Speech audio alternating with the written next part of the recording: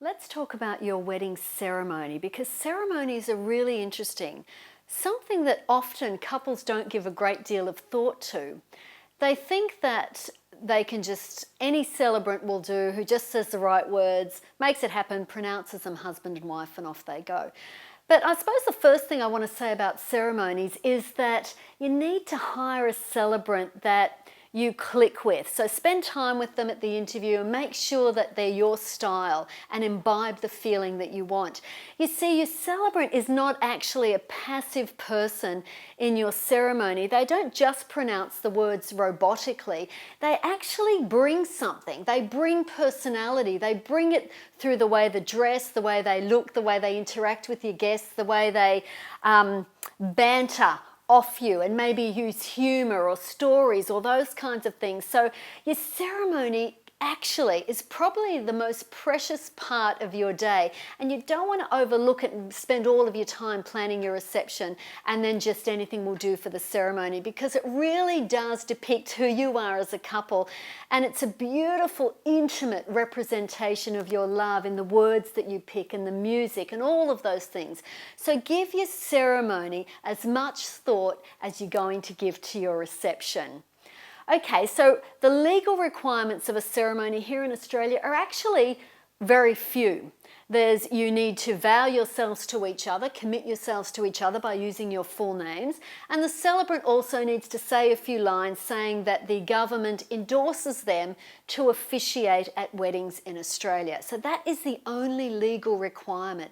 All the rest of it is whatever you want it to be. So generally there'll be a couple of readings or poems and those kinds of things, something about your love story or something about love in general that makes up the half hour that most wedding ceremonies are. So you pick the components that are relevant to you. If there's a song that has words that move you, use the words, use them in your vows, use them somewhere, or maybe just get somebody up to recite them as a poem. Also, you can incorporate symbols really beautifully in a ceremony. Symbols that depict your love for each other and the coming together of two lives to make one. And generally you'd have something like a candle lighting ceremony where you've got two individual candles which describe individuality, and then together those candles light a central candle which describes your unity. The sand ceremony is similar, where you have different jars of coloured sand, once again describing individuality, being poured into a central container that shows your coming together.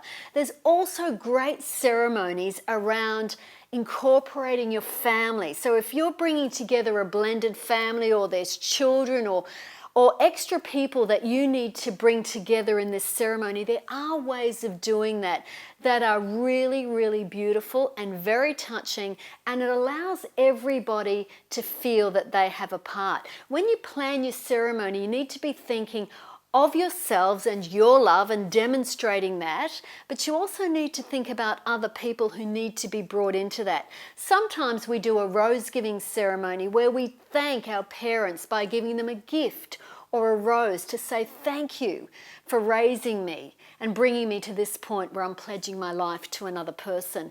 Also, sometimes we light candles to remember deceased loved ones who could not be with us today, so that we remember that the wedding ceremony embraces the couple and the whole family as well. So think about your ceremony, work together with your celebrant to create a beautiful ceremony, not just one that will do, but a ceremony that is intimate and special and is a really beautiful depiction of the love that you share together.